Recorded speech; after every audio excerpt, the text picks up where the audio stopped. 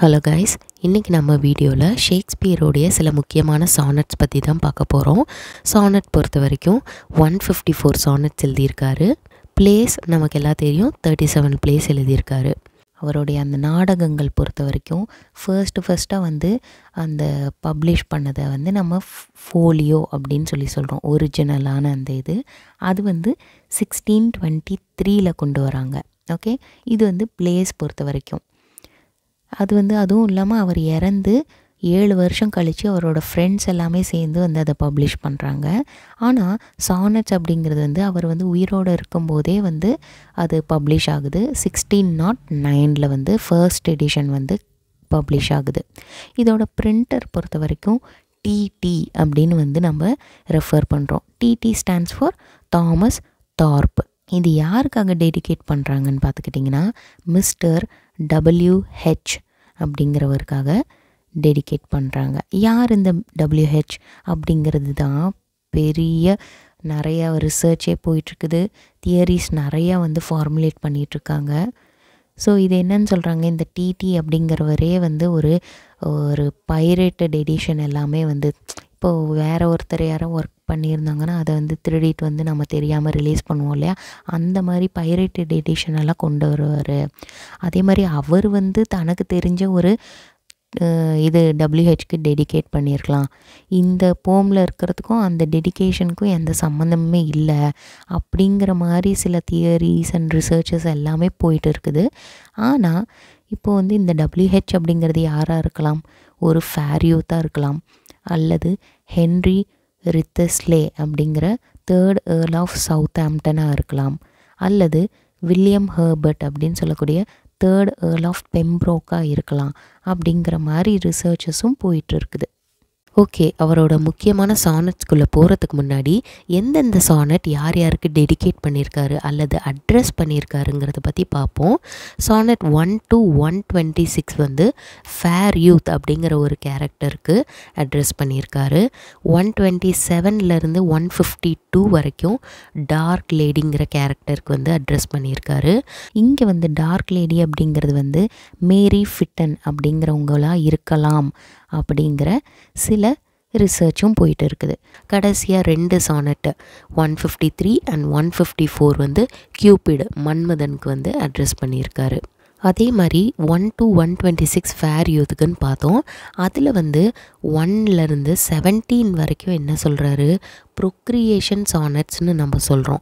ஏன் அப்படின்னா இந்த ஃபேர் யூத் வந்து ரொம்பவே அழகான ஒரு ஆண்மகன். அவன் வந்து அவனோட அழகை வந்து வேஸ்ட் பண்ணக்கூடாது, அதை வந்து இன்னும் வந்து ஃபர்தராக இருக்கக்கூடிய ஜென்ரேஷனுக்கு கொண்டு போகணும் அப்படின்னா ஹி ஹாஸ் டு கன்சியூமேட், அதாவது மேரேஜ் பண்ணி கன்சியூமேட் பண்ணால் தான் வந்து அவனுடைய பியூட்டியை வந்து ஃபர்தராக வந்து ஜென்ரேஷனும் வந்து கொண்டு போக முடியும்.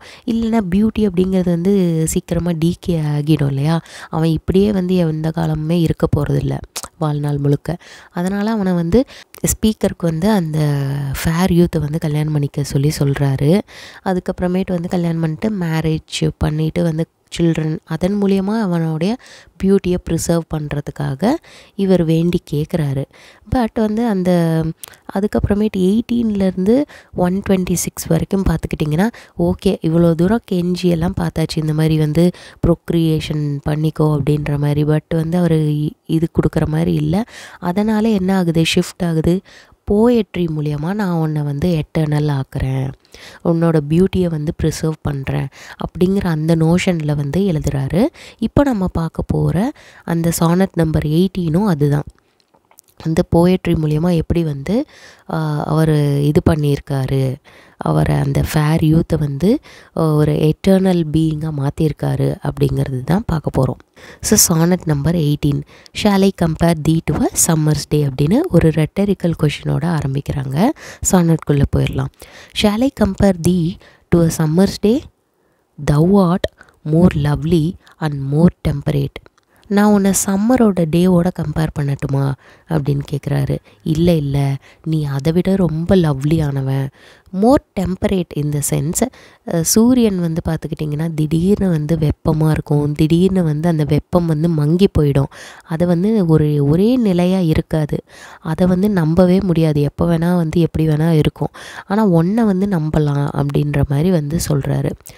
Rough winds do shake the darling buds of May and summer's lease hath all too short a date.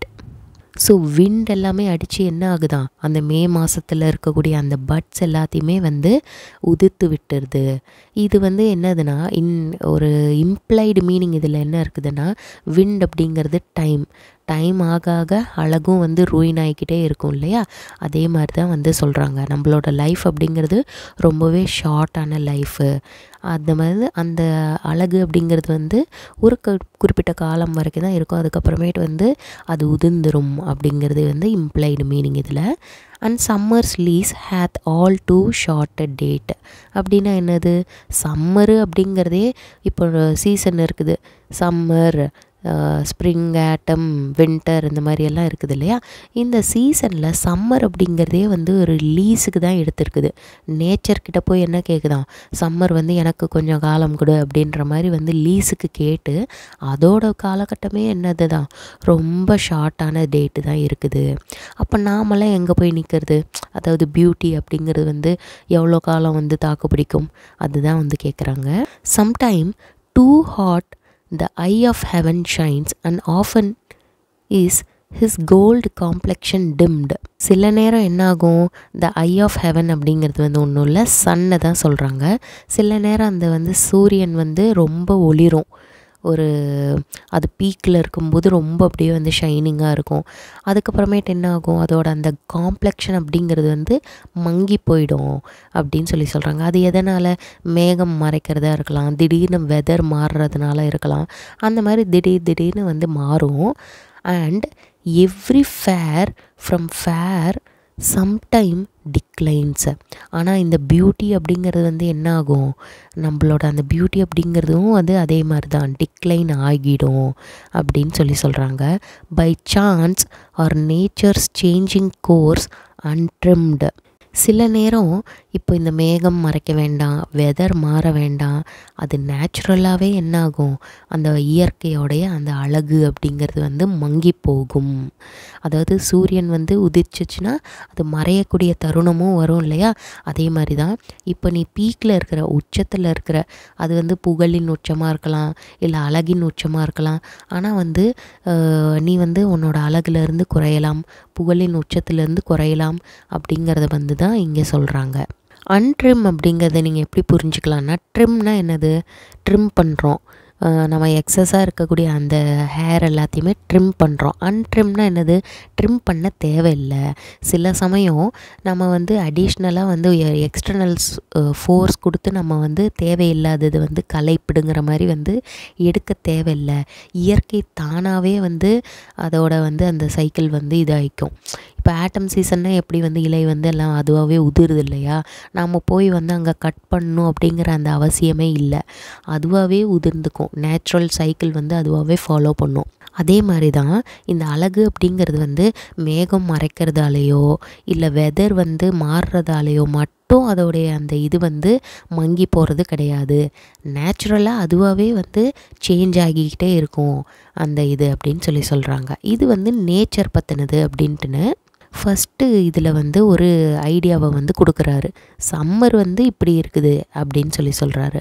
அடுத்த செஸ்டேட்டில் என்ன சொல்கிறாரு, but thy eternal summer shall not fade, nor lose possession of that fair thou ovest. ஆனால் நீ வந்து எப்படிப்பட்டவன், eternal summer அப்படிங்கிறது வந்து இங்கே ஃபேர் யூத்து தான் வந்து மீன் பண்ணுறாங்க. உன்னோட அழகு வந்து எப்பயுமே வந்து மங்கவே மங்காது, நீ வந்து அதை வந்து உன்னோட உடைமையாக வச்சுருக்கிற, உன்னோட அழகுங்கிறது வந்து என்னாலும் வந்து குறையவே குறையாது அப்படின்னு சொல்கிறாரு. Nor shall death brag the wander in his shade. டெத்தை வந்து இங்கே பர்சனிஃபை பண்ணியிருக்காரு. டெத்து வந்து பெருமை பேச முடியாது, என்னோட நிழலில் வந்து இந்த மாதிரி வந்து ஃபேர் யூத் இருக்கான் அப்படின்ட்டு வந்து அதை வந்து தன்னை வந்து தானே தற்பெருமை பேசிக்க முடியாது. ஏன்னா அவன் வந்து அழிவே இல்லாதவன் இல்லையா? யார் வந்து டெத் அப்படிங்கிறது வந்து யாரோ ஒருத்தர் மரணிச்சிட்டார் அப்படின்னா டெத்து வந்து என்னோட கைப்பிடிக்குள்ளே வந்துட்டான் இவன் அப்படின்ட்டு வந்து பெருமை பேசிக்கலாம். ஆனால் இவனுக்கு தான் வந்து சாகவே இல்லையே, எட்டர்னல் ஆச்சே, இவன் இம்மார்ட்டல் ஆச்சே, அப்புறம் எப்படி வந்து டெத் வந்து இதை பெருமை பேசிக்க முடியும், என்னோட கட்டுக்குள்ளே அவன் வந்துட்டான் அப்படின்ட்டுன்னு அதை தான் இங்கே சொல்கிறாங்க. When in eternal lines to time thou growest. When in eternal lines அப்படிங்கிறது இங்கே வந்து இது எட்டர்னல் லைன்ஸ் அப்படிங்கிறது எதை குறிக்கிது அப்படின்னா அவருடைய அந்த வம்சாவளி இருக்குது இல்லையா, அந்த பிளட் லைன் அதை வந்து ஒன்று குறிக்குது.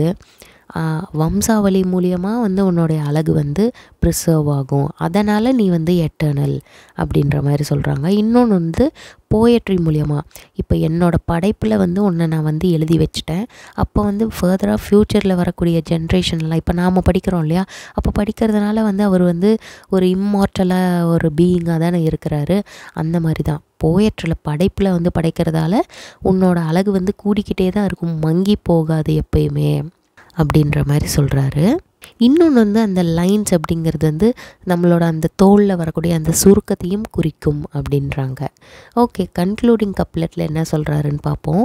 So long as men can breathe or eyes can see, so long lives this and this gives life to thee.